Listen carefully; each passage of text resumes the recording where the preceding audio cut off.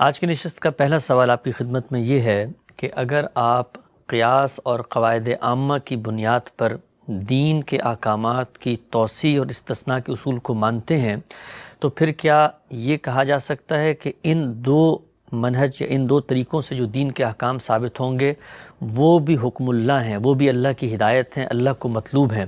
اگر اس کا جواب آپ کے ہاں اس بات میں ہے تو پھر سوال یہ پیدا ہوتا ہے کہ آپ فقہ اور شریعت کو الگ کرتے ہیں اور یہی وہاں پہ بیان کرتے ہیں کہ یہاں پر انسان اپنی اجتہاد سے، اپنے فہم سے کسی حکم کی مماثل صورتحال کی توسیع کر رہا ہوتا ہے، تو اگر یہ اجتہاد اور قواعد عامہ کی بنیاد پر بھی دین کی ہدایت کی توسیع ہوتی ہے تو پھر یہ تو ایک ضمنی ذریعہ علم ہوا، تو پھر کیا یہ بھی کہا جا سکتا ہے کہ اللہ کا دین جو آپ بیان کرتے ہیں اپنی کتاب میں کہ قرآن و سنت میں ہے اور وہ محکم قطعی ذرائع سے پہنچے ہیں، تو پھر اجتہادات، توسیع اور قواعد عامہ کی بنیاد پر دینی احکامات کو ضمنی علم کی بنیاد پر، ضمنی فہم کی بنیاد پر سمجھنے والی چیزوں کو حکم اللہ قرار دیں گے؟ سب سے پہلے تو یہ جان لیجئے کہ میری کتاب میزان میں جہاں میں نے اخبار احاد پر گفتگو کی ہے وہیں یہ جملہ ہے، اور وہاں بھی کبھی اس کو پورا نہیں پڑھا گیا۔ وہاں یہ کہا گیا ہے کہ یہ قرآن ہے، یہ سنت ہے، دونوں کا تعارف کرا دیا گیا ہے۔ قرآن کیا ہے، سنت کیا ہے، اس کا پہلے جواب دیا گیا ہے۔ اس کے بعد یہ کہا گیا ہے کہ دین یہی دو چیزیں ہیں۔ جی۔ اب اس کے بعد ایک استدراک کا جملہ ہے کہ رہی اخبار احاد تو ان میں کوئی نئی چیز نہیں بیان ہوتی، وہ اسی دین کی تفہیم و تبیین اور اس پر رسول اللہ صلی اللہ علیہ وسلم کے عمل کا بیان ہے۔ تو یہ جملہ یہ بتا رہا ہے کہ جو تعلق پیدا کیا جا رہا ہے، جو تفریق کی جا رہی ہے، وہ اصل اور فرع کی تفریق ہے، نہ کہ دین اور غیر دین کی تفریق ہے۔ ٹھیک، یعنی یہ بتایا جا رہا ہے کہ اصل دین کیا ہے؟ قرآن و سنت۔ دین کے مستقل بذات احکام سب قرآن و سنت میں بیان ہو گئے ہیں۔ میری کتاب مقامات سے جو اقتباس آپ نے پڑھ کے سنایا تھا اس میں بھی یہی بات بیان کی گئی ہے۔ اگر کوئی چیز فرع کی حیثیت رکھتی ہے، یعنی اصل پر مبنی ہے اور فرع کے طور پر آئی ہے، متن موجود ہے اور شرع میں کہی جا رہی ہے، تو وہ اصل میں اس سے الگ کیسے ہو گئی؟ وہ اپنی حقیقت کے لحاظ سے وہی چیز ہے۔ تو اگر آپ اس کو دین کہیں گے تو دین ہی کا بیان ہوگا نا۔ یہ بالکل ایسے ہی ہے کہ ایک شخص قرآن مجید کی تفسیر لکھتا ہے، تو قرآن مجید کی تفسیر میں وہ جو کچھ لکھ رہا ہے وہ قرآن یا اس کا مدعا یا اس کا فہم ہے یا نہیں ہے؟ وہ اس کا کیا غیر ہے کوئی؟ لیکن اگر یہ پوچھا جائے کہ کیا وہ قرآن ہے تو آپ کہیں گے کہ نہیں، وہ قرآن تو نہیں ہے، لیکن چونکہ وہ قرآن ہی کا فہم ہے، چونکہ قرآن ہی اس میں سمجھایا گیا ہے، تو اس وجہ سے طبعاً اس کے اوپر بھی قرآن کی ہدایت ہی کا اطلاق ہوگا۔ یعنی ہم تفسیر کس لیے پڑھتے ہیں؟ قرآن کو سمجھنے کے لیے، قرآن کی ہدایت تک پہنچنے کے لیے۔ تو یہاں یہ بتایا جا رہا ہے کہ جو ہم اجتہاد کرتے ہیں یا عقلی بنیاد پر کوئی رائے قائم کرتے ہیں یا علت کو متعین کر کے حکم کی توسیع کرتے ہیں، تو یہاں ہمارے پاس چونکہ اصل موجود نہیں ہے، یعنی اصل اس طرح موجود نہیں ہے کہ کہیں آسمان سے آ گئی ہے اور ہم نے اس سے یہ فرع، وہ اصل کہاں پائی جاتی ہے؟ وہ یا قرآن میں ہوگی یا سنت میں ہوگی۔ تو چونکہ وہ قرآن اور سنت میں ہے تو یہ جو کچھ ہم فرع میں کہہ رہے ہیں، اب اس کو ایک تو الگ بیان ہونا چاہیے، یعنی اس کو ساتھ نہیں بیان کرنا چاہیے۔ جو کچھ ہم کہہ رہے ہیں، ہم عام انسان، اس کے بالکل برخلاف یہی کام پیغمبر کرتے ہیں۔ رسول اللہ نے بھی کیا ہے نا۔ رسالت مآب صلی اللہ علیہ وسلم نے، جس کو میں فقہ النبی سے تعبیر کرتا ہوں، یہی کام کیا ہے۔ یعنی آپ نے اجتہادی اطلاقات کیے ہیں، آپ نے تفہیم و تبیین کی ہے، آپ نے چیزوں کے متعلقات کو واضح کیا ہے، اور آپ میری کتاب کو دیکھیے، اس میں ہر جگہ یہی ترتیب ہے کہ پہلے قرآن و سنت سے یعنی اصل سے دین بیان کر دیا گیا ہے، پھر رسالت مآب صلی اللہ علیہ وسلم کی روایات آ گئیں۔ وہ کیوں آئی ہیں وہاں پہ؟ اگر وہ دین نہیں ہے تو کس لیے آ گئی ہیں؟ پھر انہی کے بارے میں یہ کہا گیا ہے کہ اگر تفہیم و تبیین یا رسالت مآب صلی اللہ علیہ وسلم کے اسوہ حسنہ کا بیان کسی روایت میں آیا ہے اور ہم اس کی صحت پر مطمئن ہو جاتے ہیں، یعنی تحقیق کر کے کہ یہ روایت قابل اطمینان ہے، یہ قبول کی جا سکتی ہے، تو وہ حجت ہو جاتی ہے، اس سے انحراف کسی مسلمان کے لیے جائز نہیں رہتا، تو وہ انحراف کس چیز سے ہوگا؟ دین سے ہوگا نا، ورنہ اس کے جائز ناجائز ہونے کا سوال کیوں پیدا ہوا؟ تو جو بات کہی گئی ہے وہ یہ ہے، یعنی اصل کے لحاظ سے دین قرآن و سنت ہی میں ہے اور پورا کا پورا ہے، کوئی چیز کم نہیں، اس لیے کہ فروع در حقیقت مضمرات ہوتے ہیں، وہ اس کے اندر پوشیدہ ہوتے ہیں۔ جب کوئی شخص فروع کو بیان کرتا ہے تو وہ اس کو کھول دیتا ہے، اس کے سوا کچھ نہیں کرتا، لیکن یہ کھولنے کا عمل ایک فرق پیدا کرتا ہے، وہ یہ کہ یہاں پر عقلی استدلال ہے جس کی بنیاد پر بات کہی جا رہی ہے، لفظی استدلال نہیں ہوتا۔ کبھی کبھی ہوتا بھی تو آپ صاحب قرآن کی آیت کی علت اس کو ہم اسی کے تحت رکھتے ہیں، اس کو اس طرح بیان بھی نہیں کرتے۔ اگر لفظی استدلال ہے تو وہ ظاہر ہے کہ پھر وہ تفسیر کا حصہ ہے، اس کو بیان کر دیں گے۔ آپ البیان میں دیکھیے، آپ تدبر قرآن میں دیکھیے، آپ امام فراہی کی تفاسیر میں دیکھیے، ہر جگہ ایسے ہی ہوتا ہے۔ یعنی لفظ کے جتنے تقاضے ہیں، جملے کے جتنے تقاضے ہیں، وہ سب کے سب وہاں بیان ہو جاتے ہیں۔ وہاں ہمارا قاعدہ ہی بالکل الگ ہے، ہم اس میں اس طرح کی تفریق نہیں کرتے۔ جب وہ وہاں بیان ہو جاتے ہیں تو اس کے بعد جب اجتہاد کا معاملہ شروع ہوتا ہے، یعنی مجتہد فی مسائل، وہ کون سے ہیں جہاں پر کسی علت کو سامنے رکھ کر یا توسیع ہو رہی ہے یا استثناء دیا جا رہا ہے یا کسی اجمال کی تفصیلات ہو رہی ہیں، بیان کی جا رہی ہیں، تو اس میں چونکہ انسان کی عقل، اس کا تجربہ، اس کے مشاہدات، اسی طرح علم و عقل کے مسلمات، ان کی تفریعات، 10,000 چیزیں اب شامل ہو گئی ہیں، تو اس لیے اصرار کیا جاتا ہے کہ ان کو الگ رکھا جائے، الگ بیان کیا جائے۔ یہ تو بحث ہی نہیں ہے، اس میں کوئی نیا دین بیان ہوتا ہے؟ جواب یہ ہے کہ نہیں۔ کیا یہ کوئی غیر دینی چیز ہے؟ ہرگز نہیں، یہ دین ہے، لیکن یہ اسی دین کی تفریعات ہے، اسی دین کی شرح ہے، اسی دین کی تفہیم ہے، اسی دین کی تبیین ہے، اسی پر عمل کا بیان ہے۔ ٹھیک ہے صاحب، یہ نقطہ آپ نے واضح فرمایا۔ چند ضمنی سوالات ان کا جواب دیجیے گا کہ قرآن مجید کے اندر ایک مفسر تفسیر لکھتا ہے تو ہم قرآن مجید کی شرح اس کو کہتے ہیں اور کہتے ہیں کہ قرآن کا یہ مدعا ہے، یہ اللہ کی مطلوب ہدایت ہے، خدا کی منشا یہ ہے، متکلم یہ چاہتا ہے، وہاں پر ہم یہ بیان کرتے ہیں۔ اب مثال کے طور پہ فقہ کے اندر ایک فقیہ یہی کام کر رہا ہو تو ہم نتیجے کے اعتبار سے کہتے ہیں دین کی ہدایت، دین کے مطلوب احکام ہی کو وہ کھول کے بیان کر رہا ہے، مماثل صورت پہ اس کا اطلاق کر رہا ہے۔ کام تو وہ کر رہا ہے ضنی، یعنی وہاں پر تو پھر لفظ موجود ہے، وہاں پر خدا کی ہدایت کو ہی ڈیکوڈ کیا جا رہا ہے، لیکن یہاں پر تو ایک عقلی انداز میں اصل کی بنیاد کی وضاحت کی جا رہی ہے۔ تو پھر سوال پلٹ کے یہ آتا ہے کہ پھر دین تو ہم جب کہہ رہے ہیں کہ وہ بھی دین ہے، اللہ کو مطلوب ہے، تو پھر ضنی چیز بھی دین بن سکتی ہے؟ یہ مجھے بتائیے کہ یہ جو ضنی اور قطعی کی تقسیم ہے یہ میں نے کہاں کی ہے؟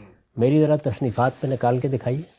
میں ہمیشہ فہم کے اوپر یہ گفتگو کرتا ہوں کہ فہم یا صحیح ہوگا یا غلط ہوگا، اس میں یہ بحث ہی نہیں پیدا ہوتی۔ اچھا، یعنی فہم میں ضنیات کا کیا سوال؟ وہاں یہ ہے کہ یہ چیز صحیح ہے، یہ چیز غلط ہے، یا وہ ٹھیک ہوگی یا غلط ہوگی۔ یعنی چونکہ اب صحیح اور غلط ہونا یہ یہاں پر دو احتمال پیدا ہو گئے ہیں، اس لیے خارج میں کھڑے ہو کے کہا جاتا ہے کہ انسان کا یہ کام قطعی تو نہیں ہو سکتا۔ تو یہ سوال جو ہے یہ تو میرے فہم کے بارے میں بھی پیدا ہوگا، ہر مفسر کے فہم کے بارے میں پیدا ہوگا۔ تو کسی چیز کو سمجھنا، کسی چیز یا کسی کلام کو سمجھنا، اس کے غوامض و مضمرات کو کھولنا، اس کے اطلاقات کو بیان کرنا، یہ سب چیزیں جو ہیں یہ بالکل اسی طرح ہیں جس طرح کہ ہم کسی کلام کا مدعا بیان کر رہے ہوتے ہیں، لیکن یہ غلط بھی ہو سکتی ہیں، یہ صحیح بھی ہو سکتی ہیں۔ تو یہ تفریق میں نے تو کی نہیں ہے، یہ کہا ہے میں نے کہ قرآن و سنت جو دین کی اصل ہے وہ بالکل قطعی ہیں، دلالت میں بھی قطعی اور ہم تک پہنچنے میں بھی قطعی، یہ کہا ہے۔ اس کے مقابل میں کسی فہم پر یہ بحث میں نے کی نہیں ہے، اگر کی ہے تو مجھے دکھائیے کہ کبھی میں نے اپنی کسی گفتگو میں کی ہو یا میں نے اپنی کسی کتاب میں کی ہو۔ یہ لوگ اصل میں پرانے تصورات کو دیکھتے ہیں اور پھر خیال کرتے ہیں کہ میں یہ کہہ رہا ہوں۔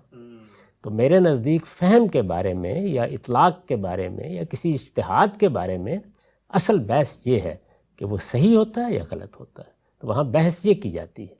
یہ بات کہ کیا چیز قطعی ہے، ظاہر ہے کہ اللہ کی کتاب پوری قطعیت سے پہنچ گئی ہے، اللہ تعالیٰ کے پیغمبر نے جو سنت جاری کی ہے وہ پوری قطعیت سے پہنچ گئی ہے۔ اب مجھے اللہ کی کتاب کو بھی سمجھنا ہے اور اس سنت کو بھی سمجھنا ہے، اور اس کے ساتھ یہ بھی جاننا ہے کہ جو نئی صورتیں ہیں ان پر کیا ان کا اطلاق ہوتا ہے یا میرے لیے کوئی استثناء ہے، کوئی رخصت ہے۔ یہ سارا کیا ہے؟ سمجھنے کا عمل۔ تو سمجھنے کے عمل میں جس طرح میں اپنی قرآن کی تفسیر کو قرآن نہیں کہتا، اسی طرح اس عمل کو بھی کبھی قرآن یا سنت نہیں کہتا، کبھی کہتا ہوں؟ تو قرآن اور سنت اصل ہے. تو وہاں کیا بیان کیا گیا کہ قرآن اور سنت دین کی اصل ہے، وہاں میرا فہم یا آپ کا فہم یہ تو زیر بحث ہی نہیں ہے. تو فرق کیوں کیا جا رہا ہے؟ فرق اس لیے کیا جا رہا ہے کہ ایک چیز یا تو باللفظ ہم تک پہنچ گئی ہے، ہم اعتماد سے کہہ سکتے ہیں کہ یہ اللہ کی بات ہے. مجھے یہ بتائیے کہ اللہ کا رسول دین کا ماخذ ہے، میں نے بھی یہی لکھا ہے کہ دین کا تنہا ماخذ رسول اللہ صلی اللہ علیہ وسلم کی ذات والا صفات ہے، ایسا ہی ہے نا؟ تو سنت اور قرآن کو الگ الگ کیوں بیان کرتے ہیں؟ دونوں کو اکٹھے کر دیں. دونوں قطعی ہیں، دونوں اللہ کے رسول نے دیے ہیں، دونوں واجب الاطاعت ہیں، دونوں دین کا ماخذ ہیں. یہ درست ہے نا؟ دونوں رسول اللہ سے ملے ہیں، اکٹھا کیوں نہیں بیان کرتے؟ قرآن کو الگ کیوں کرتے ہیں، سنت کو الگ کیوں کرتے ہیں؟ اس لیے کہ سب کچھ کے باوجود دونوں میں ایک فرق ہے، اور وہ یہ کہ ایک اللہ کا کلام ہے، وہ اللہ کے ہاں سے باللفظ آیا ہے، وہ اسی طرح محفوظ ہے. اس کو خود اللہ تعالیٰ نے ایک امتیاز دیا ہے کہ وہ تمام دینی اختلافات میں آخری حجت ہے، یہ اس کے امتیازات ہیں. تو ظاہر ہے کہ اس کو الگ بیان کیا جاتا ہے. سنت جو واجب الاطاعت ہونے میں بالکل ہم پایا ہے، وہی چیز ہے، اس کو الگ بیان کیا جاتا ہے، کہا جاتا ہے یہ قرآن ہے، یہ سنت ہے. اسی طرح سے اگر میرا فہم ہے تو کیا فہم کو اٹھایا جائے گا اور اٹھا کر اس کو قرآن اور سنت کی جگہ رکھ دیا جائے گا؟ ایسا تو نہیں ہو سکتا نا. تو فہم کو فہم کی جگہ پہ رہنا چاہیے. اسی طرح سے ہم اصرار کرتے ہیں کہ جن چیزوں میں اجتہاد کیا جا رہا ہوتا ہے ان کو بھی الگ عنوان دیں، اور اس کے لیے بہت اچھا عنوان ہے فقہ کا، وہی ہم نے اختیار کر لیا ہے. یعنی ان کو تبدیل نہیں کیا، ان کی تحدید الگ سے کر دی ہے، ان کا تعارف الگ سے کرا دیا ہے، اور یہ بتا دیا ہے کہ جو اصل خرابی تھی وہ کیا تھی. وہ خرابی یہ تھی کہ ہر جگہ اصل اور فرع میں خلط مبس ہو گیا تھا. یہ اصل اور فرع کا خلط مبس ہے جس کو دور کیا جا رہا ہے. نہ کوئی چیز دین میں داخل کی جا رہی ہے، نہ دین سے نکالی جا رہی ہے، وہ زیر بحث ہی نہیں. اچھا خان صاحب، ایک عملی مثال سے جو پورا آپ نے بات بیان کی، اس کو ہم دیکھتے ہیں کہ آپ کے یہ جو پورا اصول ہے یہ کیسے زمین پہ اترتا ہے.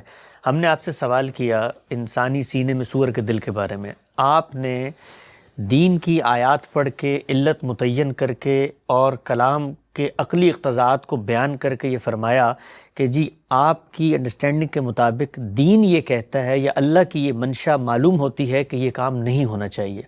اب نتیجہ کیا نکلا؟ جب آپ کسی کو بتائیں گے تو ہم اس کو بتائیں گے کہ بھئی سور کا دل لگانا خلاف دین ہے. خلاف دین سور کا دل لگانا بھی ہے، خلاف دین تزکیہ تسمیہ کے بغیر جانور کو ذبح کرنا بھی ہے، خلاف دین اور چیزیں بھی ہیں، خبائث بھی ہیں.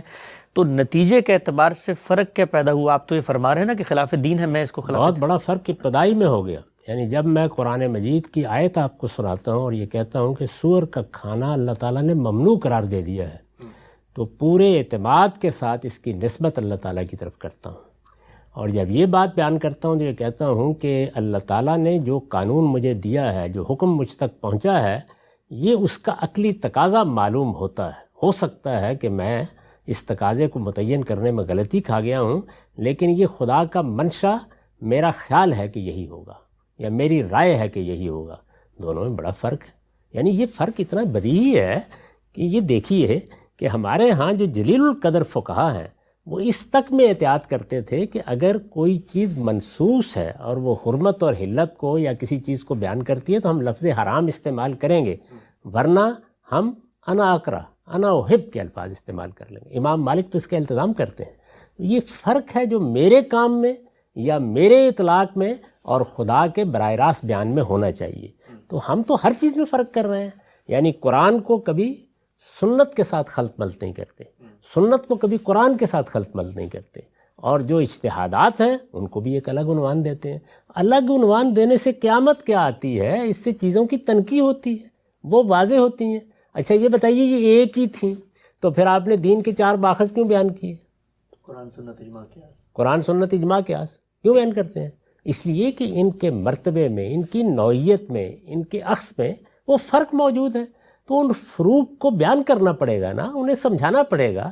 یہی چیز ہے جس کو علمی استدلال کہا جاتا ہے. تو اس میں آخر کیا چیز ہے کہ جس کو موضوع بنایا جاتا ہے اس طریقے سے؟ قرآن مجید کی تفسیر کے اصول، کیا اس میں اجتہاد کے اصول بیان کیے جائیں گے؟ الگ ہوگا نا وہ معاملہ. اچھا اسی طریقے سے اصول حدیث، وہاں پر تفسیر کے اصول بیان کیے جائیں گے. حدیث کو قرآن سے الگ کر کے بتائیں گے کہ وہ کیا چیز ہے کیا نہیں ہے. اگر اس لحاظ سے دیکھیں دونوں پیغمبر نے دی، دونوں میں اللہ کا دین بیان ہو رہا ہے، لیکن ان میں دین کا کون سا حصہ بیان ہو رہا ہے؟ یہاں اصل دین بیان ہو رہا ہے، وہاں دین کے فروع بیان ہو رہے ہیں، وہاں اس متن کی شرح ہو رہی ہے۔ تو اس پوری بات کو آپ میزان کے دوسرے صفحے پہ پڑھیے، وہاں لکھی ہوئی ہے کہ ہم قرآن و سنت میں دین کو اس لیے محصور کہتے ہیں کہ وہ اصل میں پورا کا پورا دونوں میں بیان ہو گیا ہے۔ یہ جو کچھ روایات میں آپ دیکھ رہے ہیں یہ اسی کی تفہیم و تبیین یا اس پر عمل کا بیان ہے، یہ اس سے الگ کوئی چیز ہی نہیں ہے۔ تو اجتہادات اس سے الگ کوئی چیز نہیں ہوتے، لیکن ان کو الگ نہ ہونے کے باوجود الگ عنوان بھی دینا چاہیے اور الگ بیان بھی کرنا چاہیے، اس لیے کہ وہاں محض عقلی استدلال ہوتا ہے، وہاں ہم یہ نہیں کہہ سکتے کہ یہ بات فی الواقع اللہ تعالیٰ نے فرما دی۔ ٹھیک ہے صاحب، نقطہ واضح ہوا۔ ایک اور عملی مثال آپ کے سامنے رکھتا ہوں۔ قرآن مجید کی سورہ نساء آیت 101 ہے جس میں جنگ کے موقع پہ قصر نماز کرنے کی اجازت دی گئی ہے۔ اس کی تفسیر میں آپ نے لکھا ہے کہ روایتوں سے معلوم ہوتا ہے کہ نبی صلی اللہ علیہ وسلم نے اپنے زمانے کے عام سفروں کی پریشانی، افراتفری اور آپادھاپی پر بھی اس پر قیاس فرمایا اور ان میں بالعموم قصر نماز پڑھی۔ اب سوال یہ ہے کہ قرآن مجید میں تو عام سفروں میں کہیں بیان نہیں ہوا کہ بھئی آپ قصر نماز پڑھ لیں، اور اعتراض یہ کیا جاتا ہے کہ خود غامدی صاحب بھی جب عام سفروں میں قصر نماز کی اجازت دینا چاہتے ہیں تو ان کو بھی البیان میں روایت ہی لانی پڑی، اور روایت لا کے انہوں نے بتایا کہ بھئی عام سفروں میں بھی رسول اللہ نے یہ قیاس فرمایا تھا۔ اب سوال یہ ہے، دو نوعیت کے سوالات ہیں۔ پہلا یہ کہ اگر اصل دین بیان ہو گیا ہے قرآن و سنت میں تو آپ البیان میں روایت کیوں بیان کر رہے ہیں؟ اور دوسرا سوال یہ ہے کہ جو قیاس رسول اللہ نے کیا ہے اس کو تو دین قرار دے کے اصل سے آپ ریلیٹ کر رہے ہیں۔ یہی پوری کتاب میں یہ کیا گیا، اس لیے کہ فقہ النبی ہے۔ یعنی یہ فرق اب دیکھیے میرے اجتہاد میں اور خدا کے پیغمبر کے اجتہاد میں واقع ہو گیا۔ کیسے ہو گیا؟ اس لیے کہ وہ بے خطا علم لے کے آیا ہے۔ وہ اگر کوئی اجتہاد کرے گا اور اس میں غلطی ہو جائے گی تو اللہ تعالیٰ کی طرف سے تصحیح کر دی جائے گی، اور مجھے پابند کیا گیا ہے کہ میں اس کے دنیوی معاملات میں فیصلوں کی بھی اتباع کروں، پیروی کروں، ادنا درجے میں اپنے دل کے اندر بھی کوئی خرابی نہ پیدا ہونے دوں۔ تو میرا اور پیغمبر کا مرتبہ برابر کیسے ہو گیا؟ یعنی ایک عام انسان جس کے پاس وحی نہیں آتی، جس کی باتوں کی تصویب آسمان سے نہیں ہوتی، جو بڑی سے بڑی غلطی کر سکتا ہے، اس کے مقابلے میں ایک بے خطا علم کی حامل شخصیت جس کو خدا نے پیغمبر بنایا ہے، تو اس وجہ سے ساری فقہ النبی بیان ہوئی۔ یہی ایک بات بیان کی ہے میں نے، ساری فقہ النبی 1200 کے قریب روایتوں کی صورت میں وہ میں نے اس کا حصہ بنائی ہے، لیکن صحیح جگہ پہ رکھ کے بنائی ہے۔ یعنی آپ کسی جگہ بھی نہیں دیکھیں گے کہ وہ اصل میں رکھ دی گئی ہے، بلکہ اصل کو پہلے بیان کیا ہے، اس کے بعد فروع کی حیثیت سے روایات لائی گئی ہیں۔ پوری کتاب میں اس کا التزام کیا گیا ہے۔ یہ جو کسی حکم کا مرتبہ طے کرنا ہے یہ تو میں نے قرآن میں بھی کیا ہے۔ اگر آپ دیکھیں تو اس میں ایک طریقہ اختیار کیا گیا ہے کتاب میں کہ وہاں پر جو آیات اصل حکم کو بیان کرتی ہیں، یا کہیے کہ قرآن میں جہاں شریعت بیان ہو رہی ہوتی ہے وہ سر عنوان ہوتی ہیں، اور اس کے بعد جو توضیحی آیات ہیں جو بعض موقعوں پر خود قرآن کی فقہ بیان کر رہی ہوتی ہیں، یعنی اللہ تعالیٰ توضیح کرتے ہیں، اللہ تعالیٰ تفہیم کرتے ہیں، اللہ تعالیٰ سوال کا جواب دیتے ہیں، اس کو بھی میں اس کے نیچے لاتا ہوں۔ تو یہ ایک ایک جگہ پر اہتمام کیا گیا ہے کہ چیزوں کو ان کی جگہ پر رکھا جائے، ان کے مرتبے کے لحاظ سے رکھا جائے۔ نہ یہ کسی چیز کو نکال دینے کا عمل ہے، نہ کسی کو ڈال دینے کا عمل ہے، لیکن اپنے اجتہادات، فقہا کے اجتہادات، یہ ظاہر ہے کہ عام انسانی کام ہے، اس کو میں نے کسی جگہ کتاب کے اندر داخل نہیں کیا۔ فقہ النبی اس لیے داخل کی گئی ہے کہ وہ فقہ النبی ہے صلی اللہ علیہ وسلم، وہ تو اصل میں اس ہستی کی فقہ ہے، اس کے اجتہادات ہیں جس کو خدا نے اپنی طرف سے میری ہدایت کے لیے معمور فرمایا ہے، جو دین کا خود ماخذ ہے، تو اس لیے وہ بیان کیے گئے ہیں۔ تو یہ چیزوں کو ان کی جگہ پر رکھنا، یہی تو اصل میں علم کی تنقیح ہے۔ یہی کام کرتے رہی ہے ہماری ساری امت اور امت کے علماء، یہ آپ کو بھی کرنا چاہیے، مجھے بھی کرنا چاہیے۔ اس میں ظاہر ہے کہ اختلاف ہو سکتا ہے تو لوگ اختلاف کریں، لیکن اس کو اس طرح پروپیگنڈے کا موضوع بنانا کہ اس سے کوئی قیامت آ گئی ہے، قرآن قرآن ہے، وہ سنت کی جگہ نہیں رکھا جا سکتا، سنت سنت ہے، اس کو قرآن کی جگہ نہیں رکھا جا سکتا، اور قرآن اور سنت دین میں اصل ہیں۔ جو فروع اور اجتہادات ہیں وہ ان کے ہم پایا نہیں ہو سکتے، اور وہ فروع و اجتہادات اگر پیغمبر کی نسبت سے آئے ہیں تو وہ میرے اجتہادات کے برابر نہیں ہو سکتے۔ نقطہ واضح ہوا۔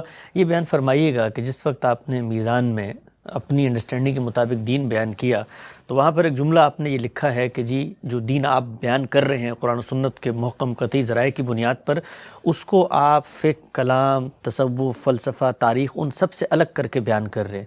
اب فلسفہ ہو، تصوف ہو، باقی چیزیں ہوں، ان سے تو چلے الگ کریں، لیکن بظاہر یہ جملہ سننے میں، جس میں آپ نے فقہ کو بھی انہی کی کیٹیگری میں ساتھ شامل کر کے بیان کر دیا، تو بظاہر تو ایسا لگتا ہے کہ جیسے باقی چیزوں کو آپ الگ کر رہے ہیں، دین سے نکال رہے ہیں اور بیان کر رہے ہیں کہ دین الگ ہے، یہ الگ ہے، اور فقہ کو بھی اس میں شامل کر دیا۔ کیا یہ بہتر نہیں تھا کہ آپ وہاں لکھتے بھئی میں فلسفہ، کلام، تصوف، تاریخ سے الگ کر رہا ہوں، البتہ فقہ تو ہوا پانی کی طرح ضرورت ہے، مرتب بھی ہوگی، وہ دین کے اس کو الگ سے کیٹیگری میں لے آتے ہیں۔ بظاہر ایسے لگتا ہے اگر تصوف کو متوازی دین ہے تو شاید فقہ سے بھی کوئی توحش ہے، فقہ کو بھی چھوڑ دیا ہے۔ نہیں، توحش ہونے کا کیا سوال ہے؟ میں تو عرض کر رہا ہوں کہ ساری فقہ النبی اس میں نے لکھی ہے، تمام تر، یعنی پوری طرح اس کا استقصاء کیا ہے۔ آپ کبھی میزان کو بالاستیاب پڑھیں، دیکھیں اس کے اندر اتر کر کیا طریقہ اختیار کیا گیا ہے، تو ساری فقہ النبی اس میں بیان ہوئی ہے۔ ظاہر ہے کہ جب آپ کوئی بات بیان کرتے ہیں اس کا مطلب یہ ہے کہ وہ فقہ جو ابو حنیفہ کے اجتہادات پر مبنی ہے، شافعی کے اجتہادات پر مبنی ہے، کسی اور بڑے صاحب علم کے اجتہادات پر مبنی ہے، وہ اپنی جگہ پر بڑی قیمتی چیز ہے۔ بھئی پھر تو مجھے یہ کرنا چاہیے تھا کہ میں اپنے کم سے کم استاذ کی تفسیر پوری کی پوری میدان میں لے آتا، وہ تو قرآن کی تفسیر ہے، الگ کرنا پڑے گا نا۔ تفسیر کو الگ رکھیے اور دین کو الگ رکھیے، قرآن کو الگ رکھیے، تو چیزوں کو الگ الگ۔ تو وہاں فقہ سے مراد ہے میرا، آپ کا، ہم سے پہلے کے اکابر کا، ائمہ کا کام، وہ انسانی کام ہے، اور انسانی کام میں وہاں ان کے پاس ایک بنیاد ہے جو عقلی طور پر بہت سی جگہوں پر دریافت ہوتی ہے، اور پھر اس کے بعد عقلی طور پر دریافت ہونے والی اس بنیاد میں توسیع بھی ہوتی ہے، اور اس کی بنیاد پر استثناء کا یا رخصت کا حکم بھی لگایا جاتا ہے۔ یہ چونکہ کام اپنی نوعیت کے لحاظ سے اللہ تعالیٰ کی طرف سے تصویب حاصل نہیں کر سکتا، کوئی ذریعہ اس کے پاس نہیں ہے، پیغمبر کو یہ تصویب حاصل ہوتی ہے، تو اس لیے ان دونوں میں فرق کر کے اس کو الگ کر دیا گیا ہے۔ الگ کر دیا گیا ہے بھائی، بات یہ ہے کہ اگر میں آپ سے یہ کہوں کہ یہ میں نے چیزیں اپنی کتاب میں بیان کر دی ہیں میزان میں، اور یہ چیزیں میں نے ایک دوسری کتاب میں بیان کی ہیں، آپ یہ دیکھیے کہ پوری مقامات کے اندر میں نے اپنی فقہی آراء کو بیان کیا ہے، تو یہ دین سے تو نہیں نکل گئی، ان کے رکھنے کی جگہ تبدیل کی گئی۔